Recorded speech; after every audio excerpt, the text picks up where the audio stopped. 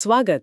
आज हम एक बहुत ही दिलचस्प प्राचीन ग्रंथ पर बात कर रहे हैं, अभिधान रत्नमाला। जी। और उसका भी खास हिस्सा है षड्रस निघंटु खंड का कषाय स्कंद। हमारे पास इसके श्लोक है और ये हमें कसैले गुड़ वाली चीजों की एक कह सकते हैं काफी लंबी सूची देते हैं।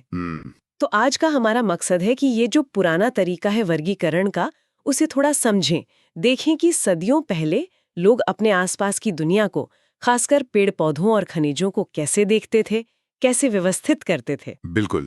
ये सिर्फ एक पुरानी लिस्ट जैसी नहीं है, बल्कि उस समय का जो ज्ञान था उसको समझने की एक चाबी सी है। तो चलिए खोलते हैं इस पिटारे को। बिल्कुल। देखिए, कषाय स्कंद, इसका सीधा सा मतलब है कसैली चीजों का समूह। एक चैप्टर समझ लीजिए। अच्छा। कषाय मतलब कसैलापन। आयुर्वेद में जो 6 मुख्य रस यानी स्वाद बताए गए हैं, उनमें से ये एक है। हाँ हाँ, जैसे कच्चा केला या आंवला खाने पर जो मुंह में लगता है, बिल्कुल वही। वो जो सूखापन, खिंचाव सा महसूस होता है ना, वही है कसैलापन। और पारंपरिक भारतीय ज्ञान प्रणालियों में देखिए, पदार्थों को उनके स्वाद और गुणों के आधार पर बांटना बहुत अहम था। और कसैलेपन के अपने खास गुण माने जाते थे, जैसे शरीर के ऊतकों को सिकोड़ना या सुखाना। ठीक है। और ये जो स्रोत है, ये एक निघंटू का हिस्सा है। निघंटू मतलब आप समझिए एक तरह का प्राचीन शब्दकोश या ज्ञानकोश होता था। अच्छा, डिक्शनरी जैसा। हाँ, पर खासकर जड़ी बूटियां और प्राकृतिक पदार्थों के लिए। और इसमें ना सिर्फ पौधे ही नहीं है। ओह। जैसा हम अभी देखेंगे, इसमें धातुएं भी हैं, खनिज भी हैं और पौधों के अलग अलग हिस्से भी हैं। बस शर्त यह है कि उनमें वो कसैला गुण होना चाहिए। तो दिलचस्प बात यही है कि वर्गीकरण का आधार कोई बाहरी रूप या क्या कहते हैं वनस्पति का प्रकार नहीं है, बल्कि ये गुण है, कसैलापन। अच्छा, या तो ये सिर्फ जड़ी बूटियों की लिस्ट नहीं है जैसा हम आमतौर पर निघंटुओं के बारे में सोचते हैं। फिर इसमें क्या क्या है, मतलब ये कसैलापन किन किन चीजों में देखा गया उस समय? हाँ, इसका दायरा काफी बड़ा है। देखिए, स्रोत का जो छठा श्लोक है वो साफ बताता है कि कषाय स्कंध में क्या क्या आ सकता है। जैसे मूल यानी जड़, अच्छा। पल्लव यानी नई पत्तियां या कोंपलें, कोश मतलब कली, पुष्प यानी फूल, हाँ। दल यानी पत्ती, शाखा मतलब टहनी, वल्लरी यानी बेल, वल्कल यानी पेड़ की छाल। अच्छा। और बीज। लगभग सब कुछ ही आ गया पौधे का तो। हाँ, मतलब पौधे का कोई भी हिस्सा जिसमें कसैलापन हो वो इसमें गिना जा सकता है। ठीक है। लेकिन इससे भी ज्यादा चौंकाने वाली बात 5वें श्लोक में है। वहां धातुओं और खनिजों का जिक्र है। धातुएं और खनिज कसैलेपन के साथ, ये कैसे? हाँ, यही तो खास बात है। नाम देखिए, सौराष्ट्री, जिसे आज हम फिटकरी या एलम मानते हैं। अच्छा, फिटकरी, हाँ वो तो है कसैली। नहीं, बिल्कुल। फिर घटिका यानी चौक, अभ्रकम यानी माइका, श्रीवेष्टकम यानी चीड़ का गोंद जिसे पाइन रेजिन कहते हैं। और तो और तारम यानी चांदी, सिल्वर, ताम्रकम यानी तांबा, कॉपर। तांबा, चांदी, इनको भी कसैला माना? जी हाँ। फिर अंजनानी यानी सुरमे के प्रकार, एंटीमोनी, गिरिमृत यानी गेरू, ओकर, सिंदूर यानी लेड ऑक्साइड, कासीसकम यानी आयरन सल्फेट, ताप्यम यानी पायराइट। अरे बाप रे। इनके अलावा शाल और सर्जरस यानी साल के पेड़ का गोंद, असन यानी विजयसार का पेड़, अब्ज जालम यानी कमल का समूह, शालमली मतलब सेमल का गोंद, फेनकम यानी समुद्र फेन और अश्मभेदी यानी पत्थर चट्टा जैसा पौधा, ये सब भी हैं। तांबा, चांदी, फिटकरी, ये वाकई हैरान करने वाला है। मतलब पौधों के साथ साथ धातुओं और खनिजों को भी कसैला माना गया। पर उन्हें कसैला क्यों माना होगा? क्या उनका स्वाद कसैला होता है? देखिए, यही इस वर्गीकरण की सबसे अनोखी बात है। आज के विज्ञान के हिसाब से शायद हम तांबे या चांदी को कसैला स्वाद वाला न कहें। हाँ, बिल्कुल नहीं। लेकिन लगता है कि प्राचीन अवलोकन सिर्फ स्वाद तक ही सीमित नहीं था। वो पदार्थ का शरीर पर जो असर होता था, जो प्रभाव होता था, उस पर आधारित था।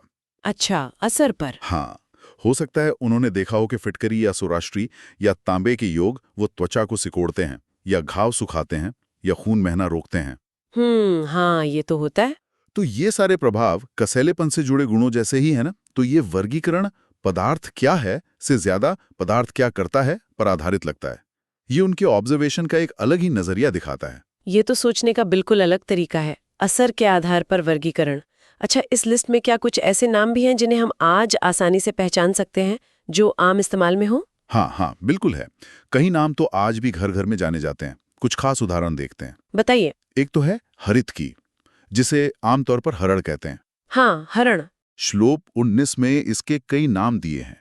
अभया यानी जो भय दूर करे, विजया जो रोगों पर जीत दिलाए, अमृता, पथ्या। वाह, नाम से ही महत्व पता चल रहा है। बिल्कुल, आयुर्वेद में तो इसे औषधियों की मां तक कहा गया है। और इसका जो कसैला गुण है वो पाचन और शरीर की सफाई में मुख्य माना जाता है। ठीक है, और फिर है बिल्व यानी बेल का पेड़। अच्छा, बेलपत्र वाला। हाँ, वही। श्लोक 18 में इसे श्रीफल, शांडिल्य भी कहा है। बेल का फल पेट की बीमारियों के लिए आज भी कितना इस्तेमाल होता है और उसका कसैलापन उसमें बहुत महत्वपूर्ण भूमिका निभाता है। सही बात है। फिर आमुल्की यानी आंवला। हाँ, आंवला तो है ही कसैला। जी। श्लोक 21 में से धात्री कहा गया है, मां की तरह पोषण देने वाला। वयस्था यानी जवानी बनाए रखने वाला। शिवा यानी कल्याणकारी। विटामिन सी का तो भंडार है ही। और फिर इन तीनों से जुड़ा हुआ त्रिफला। हाँ, त्रिफला चूर्ण। बिल्कुल। श्लोक 22 साफ साफ बताता है कि हरित की पथ्या, विभीतक यानी बहेड़ा जिसका जिक्र श्लोक 20 में है, और आम्लकी, धात्री, इन तीनों को मिलाकर त्रिफला बनता है जिसे श्रेष्ठ और उत्तम कहा गया है। अच्छा, तो त्रिफला का जिक्र सीधे इस ग्रंथ में है? जी हाँ, और ये तीनों ही फल कसैले गुण वाले हैं और त्रिफला अपने संतुलन और असर के लिए जाना जाता है।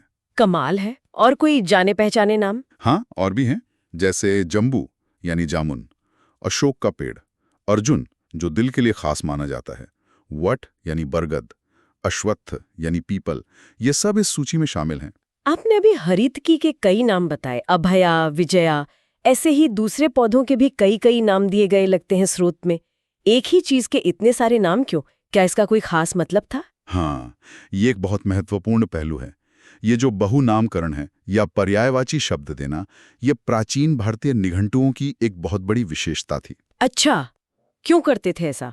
देखिए, इसके कई कारण हो सकते थे।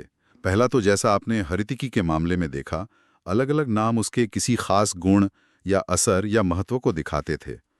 अभया या विजया सिर्फ नाम नहीं थे, वो उसकी शक्ति का प्रतीक थे। जैसे बरगद को, वट को बहुपाद यानी कई पैरों वाला कहना उसकी हवाई जड़ों को दिखाता है। हाँ, सही है। या क्षीरध्रुम यानी दूध वाला पेड़ उसके लेटेक्स या दूधिया रस को बताता है। पीपल यानी अश्वत्थ को चल पत्रक कहना उसके पत्ते जो हमेशा हिलते रहते हैं उस प्रकृति को बताता है। अच्छा। दूसरा कारण हो सकता है क्षेत्रीय विविधता। एक ही पौधा अलग अलग इलाकों में शायद अलग नामों से जाना जाता हो, तो निघंटु लिखने वाले इन सभी नामों को एक जगह इकट्ठा करने की कोशिश करते थे ताकि ज्ञान ज्यादा से ज्यादा लोगों तक पहुंच सके। ये भी बात है। और तीसरा, ये नाम सटीक पहचान में मदद करते थे। भाई, जब इतने सारे पौधे हैं तो उनमें जो छोटे छोटे अंतर हैं उनको बताने के लिए या किसी खास उपयोग वाले प्रकार को बताने के लिए ये पर्यायवाची काम आते होंगे। तो ये नाम सिर्फ लेबल नहीं थे, ये अपने आप में जानकारी का एक छोटा सा पैकेज थे जो ज्ञान को याद रखने और एक पीढ़ी से दूसरी पीढ़ी तक पहुंचाने में मदद करते थे। यानी नामकरण भी उनकी कांसेले क्षमता और ज्ञान को सहेजने का एक तरीका था। ये तो बड़ा दिलचस्प है। लेकिन एक और बात थोड़ी चौंका रही है मुझे। श्रोत में आगे चलकर श्लोक 133 में कालकूट और हलाहल जैसे भयंकर विषों मतलब जहरों के नाम भी आते हैं। हाँ, इन्हें कसैले पदार्थों के साथ क्यों रखा गया है? जहर कसैले कैसे हो सकते हैं? हाँ, ये एक जरूरी सवाल है और इसका जवाब भी हमें निघंटुओं के मकसद को समझने में मदद करता है।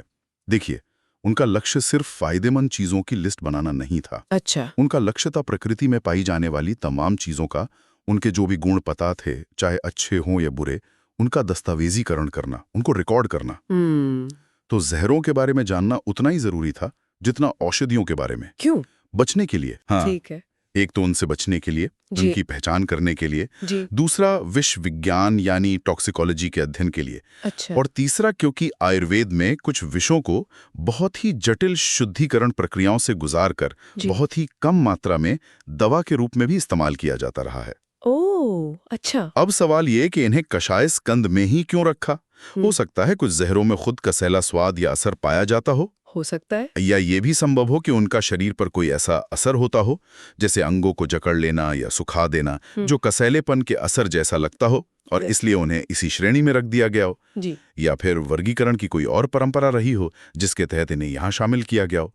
पर मुख्य बात यह है कि ग्रंथ का उद्देश्य प्रकृति का एक पूरा चित्र देना था, जिसमें विष भी शामिल थे।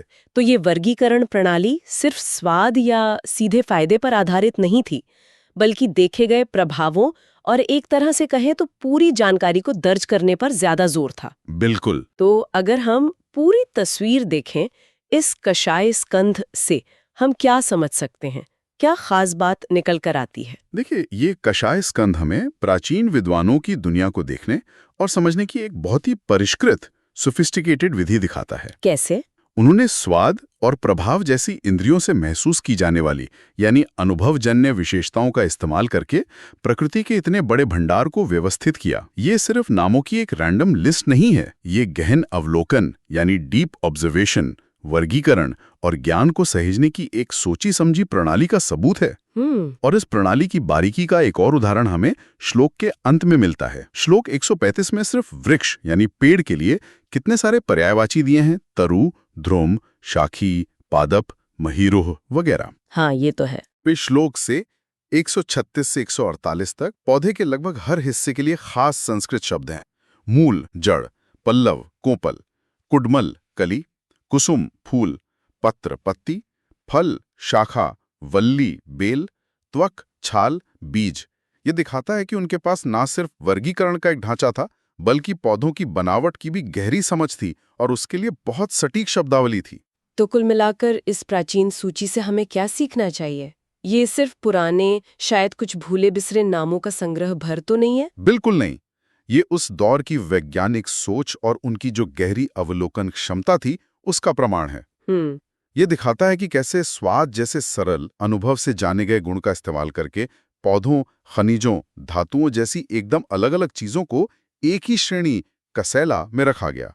ये वर्गीकरण की एक बहुत ही अनूठी दृष्टि है, जो बाहरी रूप से ज्यादा आंतरिक गुण या प्रभाव पर केंद्रित है। सही। परिष्कृत तरीके मौजूद थे, खासकर उस समय जब छपाई वगैरह नहीं थी। हाँ, ये बात तो है।